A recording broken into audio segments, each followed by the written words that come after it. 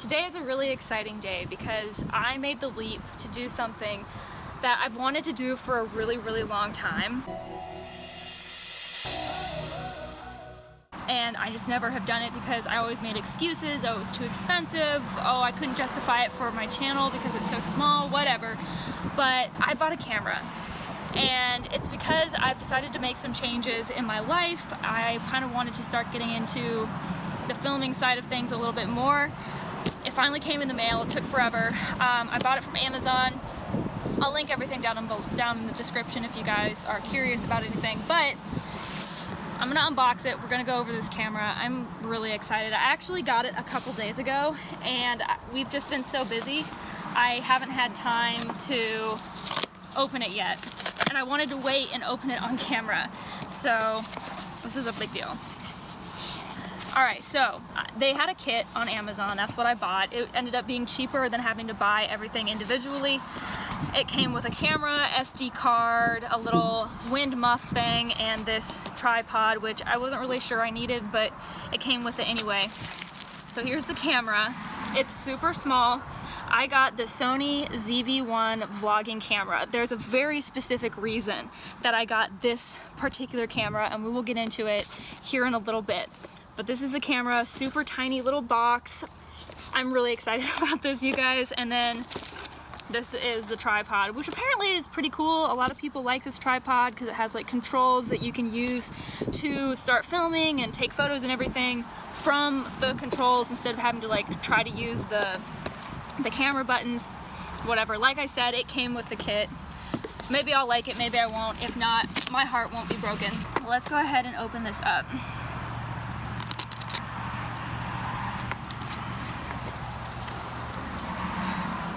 This is really cool.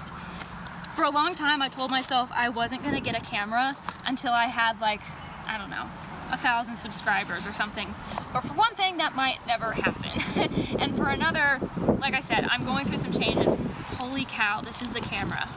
Oh my gosh. Look how tiny. You guys ready? Ready for this reveal? Ta-da! Is it upside down? Yeah, it's upside. Ta-da! Wow. Oh my gosh. That is perfect. Here's the charging cord. I think, let's see. What is this? This is, oh, battery. I went ahead and bought extra batteries because one downside about this camera is the fact that the battery life isn't the best, so they recommend that you have spare batteries, but these batteries are teeny tiny. I mean, you could throw a few in your pocket and you wouldn't even know that you had them. So I bought 3 extra. It came with 1, now I have 4. Here's the little wind muff. This goes on top of the camera so that if you're using the onboard microphone, the wind won't mess with your audio as much. All right, so I have to figure out, I've been watching a ton of YouTube videos. I watched a ton of YouTube videos to make this decision. I gotta try to figure out how to actually use it now. So let's see. All right, that's obviously where the battery goes. Set it down. So instead of using this battery, because I think it's dead, let me just pull out my super cool camera fanny pack that I keep all my extra camera stuff in. And this is one of the extra batteries that I bought. So we'll just go ahead and put this in here. Let's see. I wonder which way it goes. It feels right. Oh no! Oh, a green light. Oh, look. Green light came on. It says English. How do I select? Set date and time. Okay. So now I have to go through the process and set everything up. I'm gonna go ahead and do that off camera just because it's gonna take a while, and then we'll come back and I'll do an update. Plus everything's blowing away, so I need to grab some things and then we'll come back. All right, so I got everything set up, pulled my hair back, picked up the garbage. It was way too windy. Look how far that lens extends out. So, turn it off. It retracts to be that narrow and small. I mean, I could put this in my back pocket if I wanted to. And then that's what it looks like when it's all the way on. So it doesn't have the SD card inserted yet. And I had a momentary panic because I was looking through the box that this came in and there was no SD card. And I was thinking to myself, it was supposed to have an SD card. It's in here. So let's open this up real quick. and see what we're dealing with.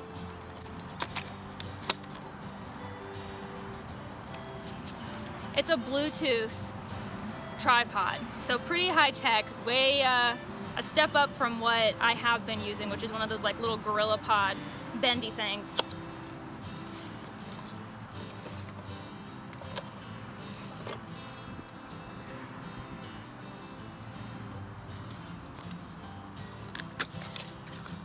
This box is heavy, heavier than I would expect it to be. All right, so this is a tripod, and yeah, fancy, huh? I'm gonna have to spend some time figuring out how to use this. I'm probably not gonna worry about it today.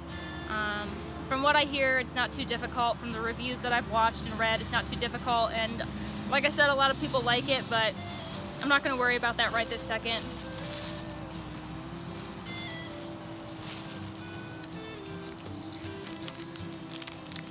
Little case for it to go in, extra battery. Where is the SD card? Here it is. So I got a 64 gigabyte SD card. It's what came with the kit. I could get all the way up to a 124 gigabyte SD card, but you really only need that big of a card if you're going to be shooting in 4K pretty regularly. This camera can shoot in 4K, which is a pretty cool feature. I just went ahead and got this one. I figured it'd be plenty big. I'm probably not going to be shooting in 4K because our Wi-Fi and my computer probably can't handle that. It's cool to have that option though. Someday down the line, you know, you never know, I might be able to. Alright, so pop this bad boy open. Alright, now I have to figure out where it goes.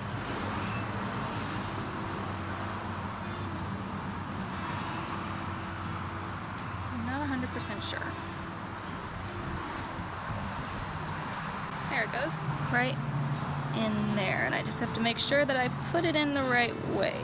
Walks right in. Battery goes next to it. Close that, slide the lock. Voila! We now have an SD card, and the screen should tell me once everything boots up. Yeah, preparing data, image database file, please wait. And there we go. Alright, so here's my plan for this video. I'm going to take you guys through why I chose this particular camera, and we're going to do a little bit of side-by-side comparison. Up till now, every single video that I have filmed, with the exception of a couple, were filmed on my iPhone 8. And we're going to do a comparison between the iPhone 8 image and sound quality, along with the image and sound quality for this camera, plus the sound quality with my external Rode microphone, which is what I've been using for my audio pretty much for the last couple of years. We're gonna do some walking and talking. We're gonna kind of get out of this area because there's a lot of road noise. I wanna go around, check out how this thing works in different light settings and on the move, because that's primarily why I got it, so that I have a good vlogging camera. So sit tight, that's the plan. Hope you guys enjoy. Alright, so I thought we'd come out here. Right now we're out on a county road where we like to walk the dogs and ride bikes. It's a little bit further away from the highway, and I thought that this would be a good opportunity to test out the camera with some walking and talking. Now, I haven't done anything with the settings. I literally inserted the SD card, put in a fresh battery, turned it on, and then we're just gonna go with that. So I do have to play around with things a little bit. I know that there's quite a bit that you can do with this camera. It's pretty versatile for what it is, being so small. But don't take the audio and the picture and everything that you're gonna see filmed with this today as the way that it's gonna be forever. Because like I said, I have to play with it a little bit. But let me go ahead and power it on. I really like the fact that this camera has the screen that rotates out. It's gonna be really nice to be able to see myself when I talk, because I haven't had that with this iPhone. I film with the rear-facing camera because the picture quality is a little bit better. So I never know if I'm perfectly in frame or anything, which is a big part of the reason why I have a wide angle lens on this phone, but we'll talk about that in a little bit. Let me go ahead and start filming with this little bitty thing, and we'll see how it goes. Alright, so I'm filming with two cameras right now. My arms are gonna get real tired doing this really quick. So one thing that I know a lot of people said that they didn't like was that you really have to hold your arm out really far with the Sony zv-1 because it just doesn't have a super wide angle on it. But I honestly don't think that that's going to bother me too much. Like I said, since it has a front-facing screen, I'll be able to see myself at all times and know if I'm in focus or in the frame or whatever. So I think it'll be okay. Alrighty, so let's do a little bit of a quick picture and audio comparison. There's a decent amount of wind and I don't have the little wind muff on my zv-1 yet, so the onboard mic is probably picking up quite a bit of that. On my iPhone, I have the Rode Mini microphone. I'll look it up. At any rate, I have that on my iPhone. I also have a lens from Moment. It's the wide angle 18mm lens. So all of the videos that I've been filming lately have been filmed on an iPhone 8 with the Moment 18mm lens and the Rode microphone. On the Sony zv-1, all I have right now is just the settings that were on it when I turned it on, the onboard mic. That's it. So you ought to be getting a pretty good comparison right now of the differences in the quality and everything like that. I suspect, or at least I hope, that there's going to be a pretty noticeable picture quality improvement on the Sony zv-1. At least that's my hope.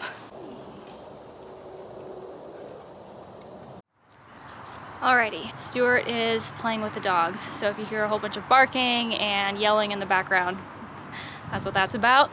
But let's talk about why I wanted to get a small compact vlogging camera instead of this, which is what I have been using. This is my old setup, the iPhone 8 with a battery pack, the Moment lens, and the Rode microphone. And it's worked really well for me. I mean, I have filmed I don't even know how many videos with this camera. It's worked just fine. There's a red wasp. I am not happy.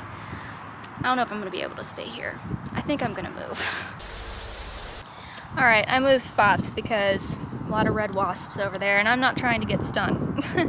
But anyway, like I was saying, this setup worked really well for me. And honestly, I probably didn't need the microphone and the lens and everything like that. I just did that because I was in a position to be able to, and I felt like it improved the overall quality of my videos, which is something that I'm always trying to do. I'm always trying to get better.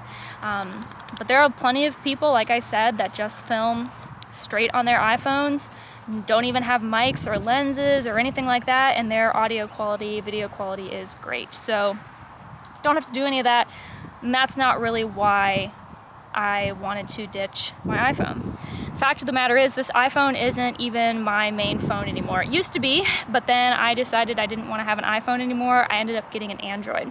And for a while, I was trying to use that Android to film, but there were a few issues. It's like a knockoff brand. It's not like a Samsung phone. It's just like a cheap Android budget phone, and the mic input wasn't wanting to read that my mic was plugged in, so I'd record a whole video, there'd be no audio. The picture quality was really, really bad. You can tell if you go back and watch certain videos, you can tell which videos were filmed on that phone. I apologize. The audio quality is not, and video quality is not good, and so I didn't do that for very long, and I ended up going back to this phone.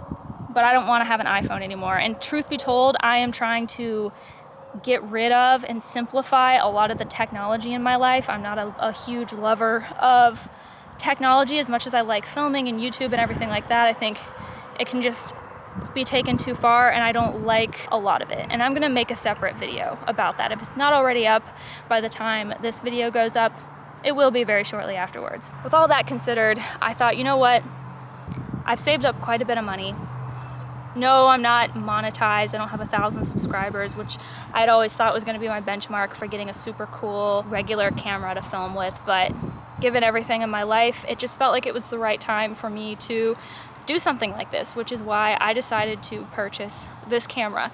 And I purchased this camera in particular for a wide variety of reasons. I really did my research. And don't worry, because we are about to get into it.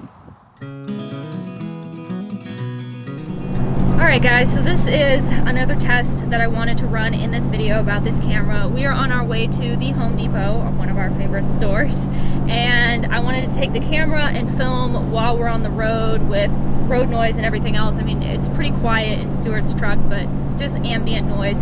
I went ahead and also attached my Rode microphone. I will film it real quick on my old iPhone setup so that you guys can see, but I have it set up. And so you'll have to let me know if you notice a difference in the audio quality at all. There should be a difference. I just don't know how great it's going to be. But let's talk about why I wanted to go with this camera in particular. I'm sorry, I keep getting distracted. It's so weird for me to be able to see myself as I'm filming. I haven't had that ever, really. So to have it now, I'm like getting sidetracked by seeing myself. And also this camera, one of the things that I really liked about it was the autofocus is just like top notch. Like you can hold something up close to it, it focuses in on that, take it away, it focuses right back in on your face. It's like that quick. So anyway, you're getting sidetracked. I am getting sidetracked. Let me tell you why I decided to go with this camera. When I decided that getting a mirrorless compact vlogging camera was something that I was seriously going to do, I did a ton of research, more research than I have ever done for anything, honestly, because I figured I was going to be spending a decent amount of money and I wanted to get the most bang for my buck. Initially, I wasn't even looking at this camera. I was looking at the Canon G7X Mark II, which is like the most popular compact mirrorless vlogging camera. Tons of vloggers use it. Tons of people really like it, and I honestly thought that that was the camera that I was going to be going with. But as I started watching videos and reading reviews, there were some things that I didn't like. The first was some performance issues with the camera and just the way that it worked overall. I can't remember specifics now, but it was little things like that. Maybe wouldn't make a difference to you, they mattered to me. The second was that a lot of people complained about the flipping screen. It pops up on the G7X instead of out to the side like it does on the Sony.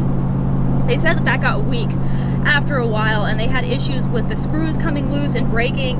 It just didn't sound like it was really great hardware, and that concerned me because sure, it's a less expensive camera. I think you can get one off of eBay for about $450. But even so, that's a decent chunk of change. And to have something as important as that, your literal screen breaking off, I didn't want to have to worry about that. The third issue was the fact that it didn't have an external mic input.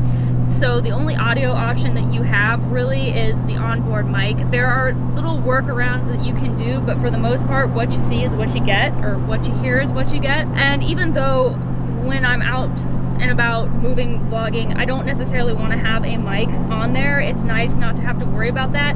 Because I do videos where I sit and talk, I wanted to have that option, and I didn't like that I didn't have that. So I thought, okay, Canon G7X Mark II doesn't look like it's going to be a good option. I need to start thinking outside the box a little bit more. I considered the G7X Mark III, which is the latest iteration of that same camera, but that camera has issues with overheating and a whole host of other things that I definitely did not want to have to deal with. I started thinking about, well, maybe I should look at the Canon M50. And if you don't know, the Canon M50 is a mirrorless camera, but it has the option to detach and exchange the lenses, which on this camera and the G7X Mark II and III, you don't have that option. The lens that it comes with is the lens that you have forever. A lot of people really like the M50 because you can exchange lenses and upgrade your video quality as time goes on. It sounds really great, except for one, the camera is not compact at that point. It's a pretty hefty camera, especially when you start talking about getting more advanced lenses over time. And two, you might not know this if you're not into cameras, but lenses get crazy expensive, like crazy expensive. We're talking thousands of dollars to get an upgraded, better quality lens. So yeah, okay, I might have had better video quality and it did have an external mic input, which was important to me, but it wasn't compact anymore, and I was starting to look at having to spend more and more and more money for really good picture quality, which not something that I wanted to have to worry about at this point in my videography career, for lack of a better term. That kind of left me in a little bit of a lurch, and I wasn't sure for a while what I was going to do. I still really liked the G7X Mark II because it was so small and compact. So I started looking at better alternatives, and that was when I found this Sony zv-1, and it pretty quickly became clear that this was the camera that I was going to go with, because not only did it have an external mic input, like I said, super important to me to have that. It had awesome picture quality. Everybody that used it said that they really, really liked that, said the picture quality was great. The autofocus was awesome. Everybody said that they really liked that. It has the ability to film in 4K, which, like I said earlier, not something that I'm hugely worried about right now. Probably not ever going to film in 4K, but you know, it's a cool little extra feature. It's nice to know that someday, if I wanted to, I could. And that also tells you that this camera is no joke. If it has the ability to film in 4K, it's probably a pretty good camera.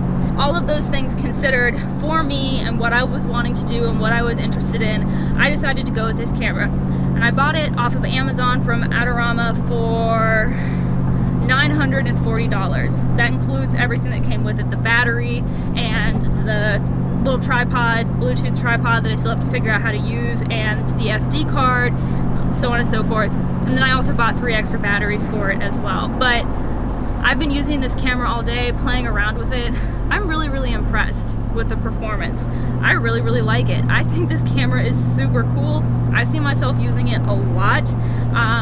I'm really happy that I'm not gonna have to rely on this iPhone anymore. I'm gonna play around with it, play around with the settings. There's a few things that I'm a little bit curious about. For one thing, when I hit to record video, it crops the frame quite a bit, so I need to double check and make sure that that's not a setting thing on my end, and if that's just the way the camera is. There is a wide angle lens that I've seen for this camera, made not by Sony, I don't think. It's made by somebody else. I can't remember. I'll put up a picture here if I can find it. I'll have to watch some reviews and stuff. Could possibly be an option, but I honestly don't think I'm going to worry about it, because the deal with wide angle lenses like this Moment lens on my iPhone, sure, they give you a wider frame to film in, which is awesome, but it can also degrade your video quality. So it's kind of a trade-off.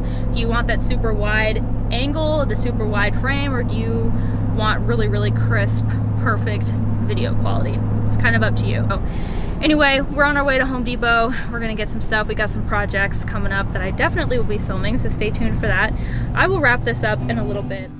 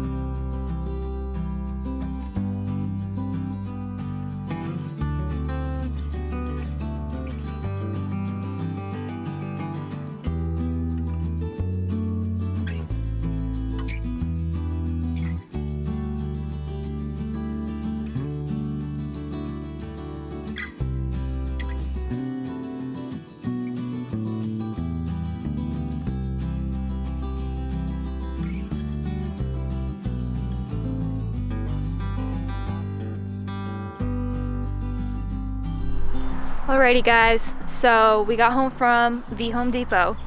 I took the camera in without the mic or the tripod, and it was great. I was able to slip it in my back pocket when I wasn't using it, pop it out, turn it on. It instantly fired up. I didn't have to wait for anything. I didn't have to unlock anything. It was just instantly ready to go, ready to start filming. I am super impressed with the performance of this camera. I mean, obviously, I still need to upload all the footage and go through and look at everything. Maybe on the back end, I'm gonna be really disappointed in everything, but so far, I suspect that I'm going to continue to just be blown away and really impressed with this little bitty camera. I feel like it was money well spent on my part, and I'm really, really happy because I feel like I made a good choice. I agonized about it, honestly, and worried that I was going to waste my money or there was going to be some problem, you know, whatever. It's a lot of money to spend, and I've never spent this much money on a camera. This is my first, like, oh, River found a ball. One more thing I want to make sure that I add is the battery. So I had one battery that was completely charged up, put it in when I took the camera out of the box, and I have half battery left right now, and that is after turning the camera on and off multiple times, shooting multiple different clips.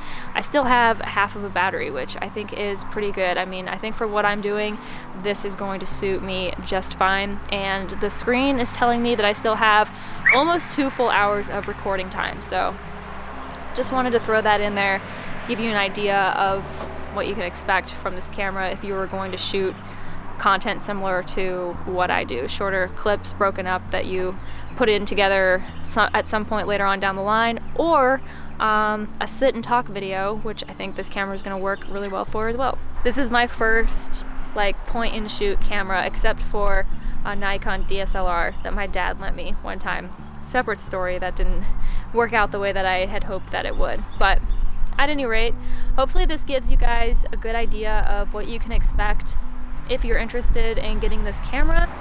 This is going to be it. This is going to be it going forward. So thank you for checking out this video. If you're interested in getting this camera, or you've been considering getting this camera, from novice to potential novice, if you're a novice watching this, maybe it'll help you out. If not, thanks for watching the video anyways.